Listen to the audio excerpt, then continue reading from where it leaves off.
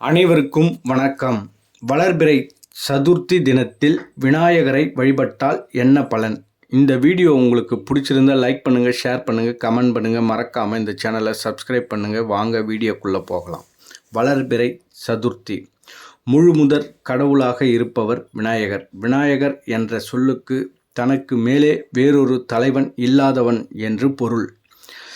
விக்னங்களுக்கு அதிபதியாக இவர் நாம் தொடங்கும் சுப காரியங்கள் அனைத்தையும் இடையூறு ஏற்படாமல் நிறைவேற்றுவார். விநாயகரை வழிபடுவதற்கு பல விரத தினங்கள் இருந்தாலும் சதுர்த்தி விரதம் மிகவும் சிறப்பானதாகும்.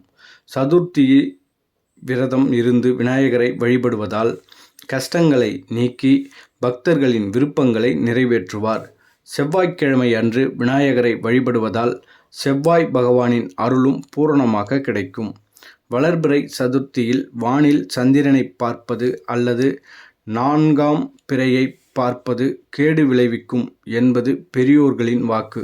ஆனால் பௌர்ணமிக்கு பிறகு வரக்கூடிய தேய்பிறை சதுர்த்தி மிகவும் சிறப்பு வாய்ந்ததாகும். வழிபடும் முறை: சதுர்த்தியன்று காலை நீராடி விநாயகர் கோயிலுக்கு சென்று 11 முறை வலம் வந்து வணங்க வேண்டும். விநாயகருக்கு அருகம்புல், வெள்ளருக்கு ஆகியவற்றை மாலையாக தொடுத்து சாற்றி வழிபடலாம். விநாயகருக்கு நெய்வேத்தியமாக நாவல்பழம், கொய்யா, பேரிக்காய், கொழுக்கட்டை, சுண்டல் ஆகியவற்றை படைக்கலாம். விநாயகருக்கு படைத்த பிரசாதங்களை மட்டும் இரவு உணவாக எடுத்துக்கொள்வது சிறப்பு.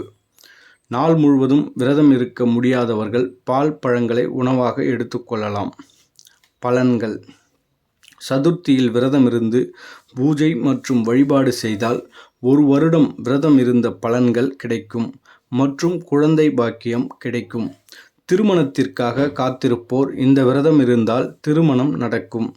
குழந்தைகள் கல்வியில் சிறந்து விளங்குவார்கள். தொழில் வியாபாரங்களில் இருப்பவர்களுக்கு வருமானம் பெருகும். குடும்பத்தில் இருக்கும் பொருளாதார கஷ்டநிலை அகலும். தம்பதியர்களுக்கும் ஏற்படும் பிரிவினைகள் நீங்கி ஒற்றுமை மேலோங்கும்.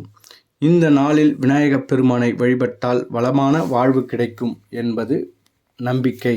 நன்றி, வணக்கம்.